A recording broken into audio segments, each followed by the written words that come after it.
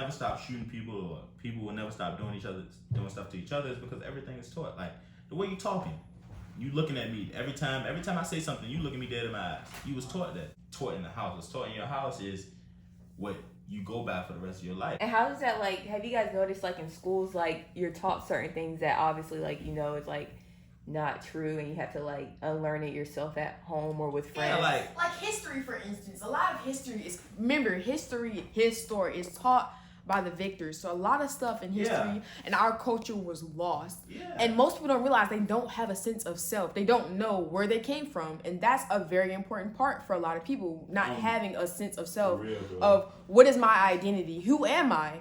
And when you ask your parents and they don't know, you're just like, you're being told, you're being fed the story of we come from slaves, and you start to develop a slave mentality. You start to, like, you get this slave mentality, like, oh, this is all I can ever be because I always have things weighing me down, which is partly true, but you have to break out of that. You feel me? Look at the Native Americans. Most of them started out copper colored. They were dark and richer. We have documents of this, but you have years of the government's burning down documents. I mean, waterboarding houses, taking buildings down, deleting information, and that's why a lot of people can't find. Like, it's people that control what we learn, what we look at, and it's been plenty of interviews and plenty of articles and everything that said that everything that we watch is controlled.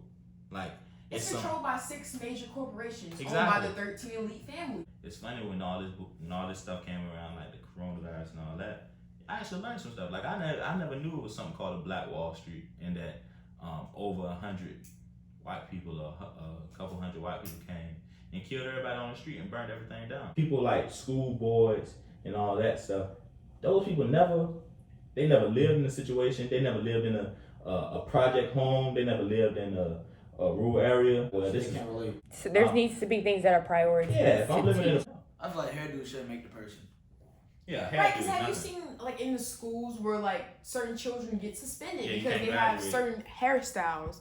Like, because I think, was it in Missouri, where they tried to ban children from wearing dreads and afros. So that means me and Rashad would not be allowed to attend their schools, or Shanti, because of her. She couldn't wear. She would have to get a hairstyle or perm her hair, change something that's naturally biologically hers to fit the narrative of what the school wants. I feel like that generates trauma for certain children. Like that teaches children from a young age, when they see stuff like this, oh, this is not right. This is not good. This doesn't look pretty. Or just like when we was talking about it earlier, most women, Black women, or POCs feel like when they get dressed up or when they want to feel sexy, quote unquote, that they always go to straightening their hair. Yeah. And I feel like you can be elegant with the afro.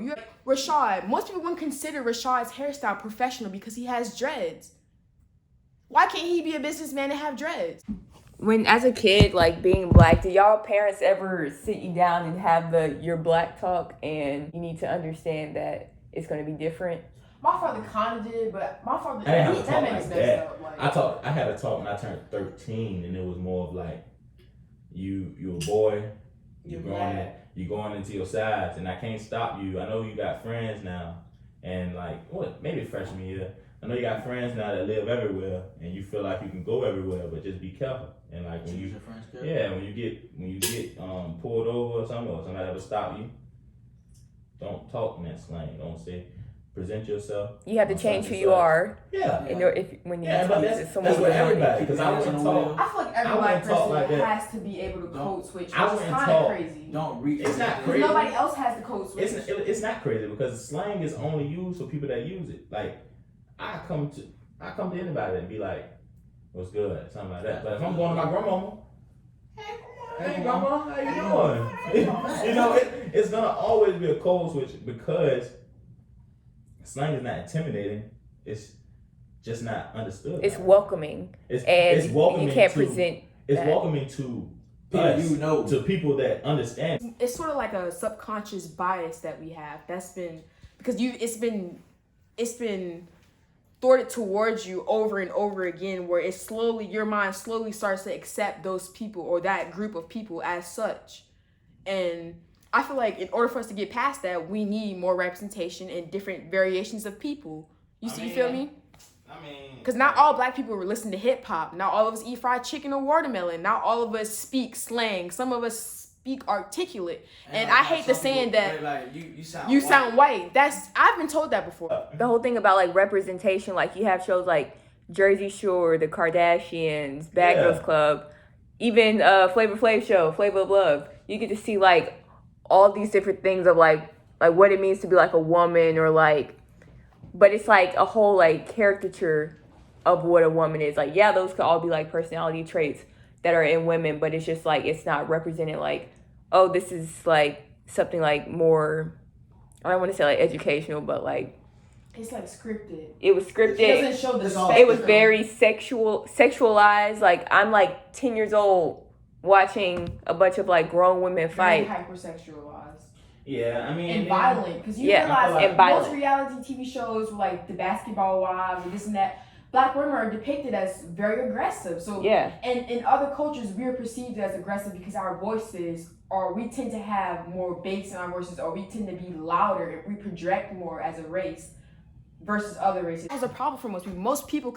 Most children couldn't see themselves as doctors and lawyers because all they saw was this projected image of the upper class being, Europeanized. It was European standards. So representation, I feel, is very important because what if you do grow up, like some kids do grow up and they know, I don't like females, I like males, or I like everybody. Like, Or you know what I'm like saying? So representation is, I feel, really good. But But I feel like I do agree with you that it's over-sexualized. It is Yeah. over-sexualized. But representation, I believe, is still good.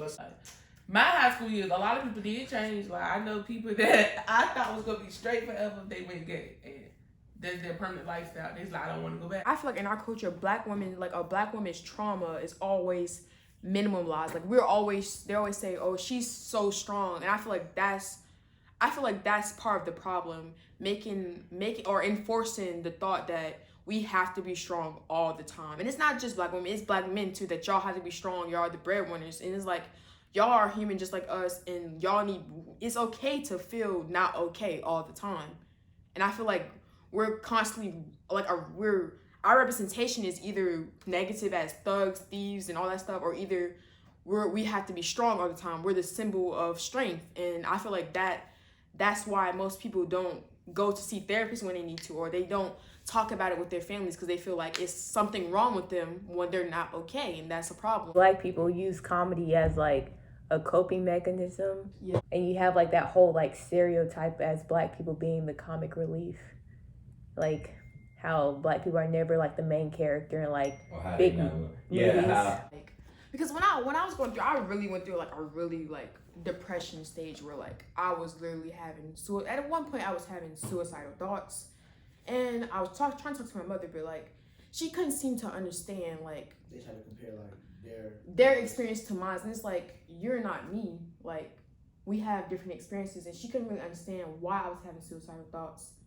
And she said she was gonna give me a therapist, but we never really, got around to it.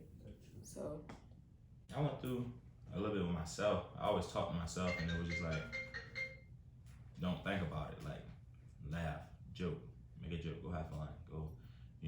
You learn to like play in those situations.